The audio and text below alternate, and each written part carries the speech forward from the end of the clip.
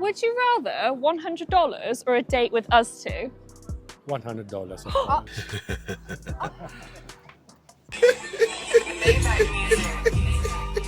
Hey, man.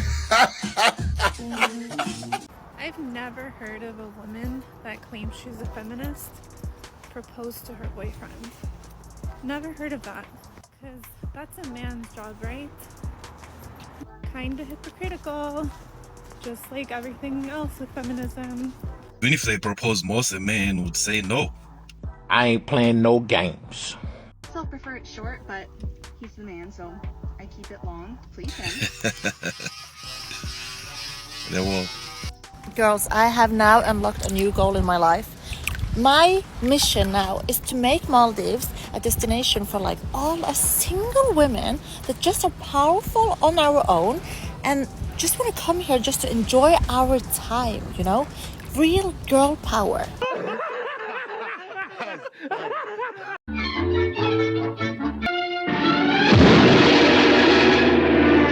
So I went on a date recently where I just kind of knew on the date that there was never going to be anything romantic between us, but he was a really nice guy and I was enjoying my time on the date. We went to an arcade and then we got pizza, and I even paid for the pizza because he paid for the arcade because I didn't want to feel guilty for not wanting to see him again after him paying or whatever.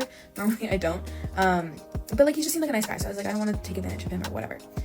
So afterwards I went home, and the next day he messages me, and I wanted to be honest and transparent and not waste his time. So I told him, hey, I had a great time yesterday, but I just want to be transparent and say that I don't feel a romantic connection, but you seem like a really great guy and I wish you the best.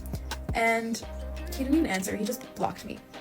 So I'm wondering, would you rather a girl ghosts you after your date? I was hoping for a mutual ghost, but that didn't happen. Would you rather a girl ghost you, or would you rather she tell you that she's just not interested in like a nice polite way? So honesty or avoidance? Which one would you prefer? Did you feel some type of way when he blocked you? I mean, what were you expecting? You tell him that you're not interested. You want him to say, oh, let's try again one more time, or you want him to chase you. So that you put him in the friend zone. I mean, he had to do what he had to do. To answer your question is honest. Are you single? Are you single right now? I am the most single I've ever been in my entire life. I don't know what that even means for you. Yeah, but if you don't find him attractive, don't give him a chance just because he's nice. Men never give women chances just because they're nice. If they don't think you're cute, they're not even gonna look. Do not proceed if you did not find them at least cute at the start. If you saw them and you went, I don't know, but I'm kind of bored, but I'm kind of lonely, it's a no. If you think they're gonna treat you better because you're out of their league, they're not. They're gonna end you up in therapy. You already know that's a Slavic wisdom. He has to like you at least a tiny bit more for that to work out. I've always said that. But the chemistry at the start is very important. Everyone deserves to date someone who finds them attractive from the start. At the very least, if they break your heart and it doesn't work, you will end up with a hot ex. And that helps a little bit. Why is it that everything is a competition with men? Like everything men don't do, you also don't want to do. Like, why is everything a competition?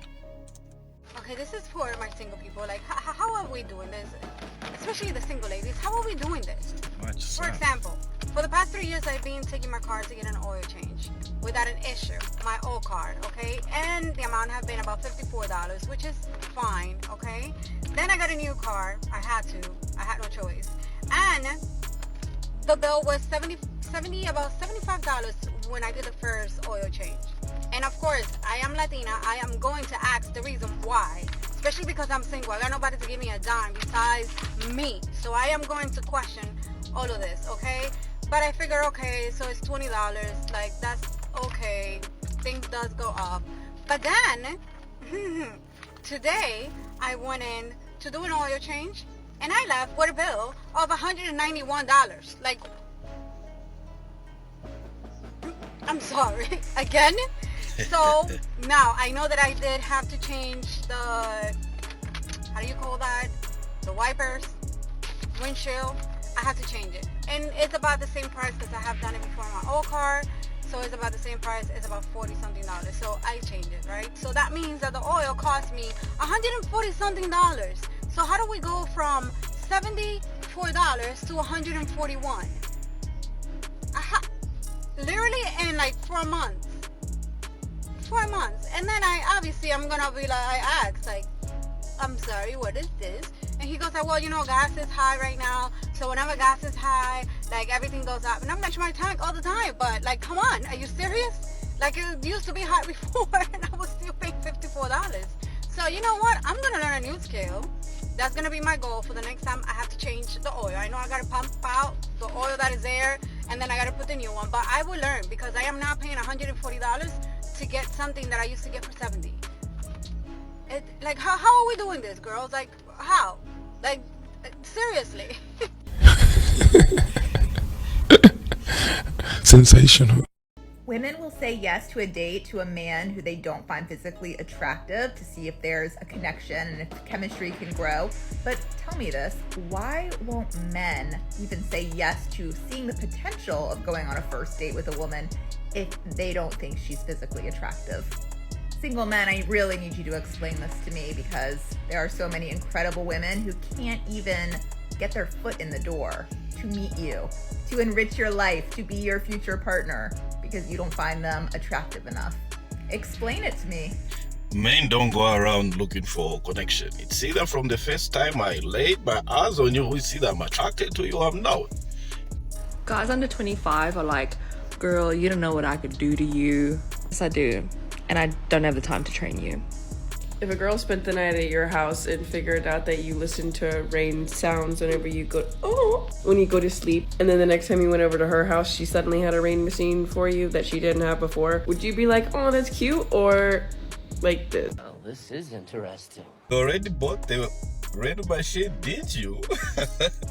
Okay, so almost half of women are apparently going to be childless and single by the year 2030. Dude, good for us, honestly. That's amazing. I love that he presented that article as if women becoming happier and more content with themselves is a problem we need to solve. And I think it's hilarious that all these grown men are so upset by this information that keeps coming out, that women are becoming like happier being single and childless now.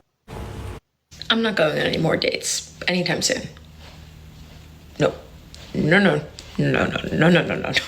I'm sure. Why are the most loyal and boyfriend material guys single? This is what I constantly hear from other girls, and I have the answer. I think it all stems that women are programmed to see the ideal man as weak, beta, or sus. And that is why they always fall for the guy that cold approaches them and uses some cheesy, corny pickup line. I'm not gonna say she's completely wrong, because to some degree she is right.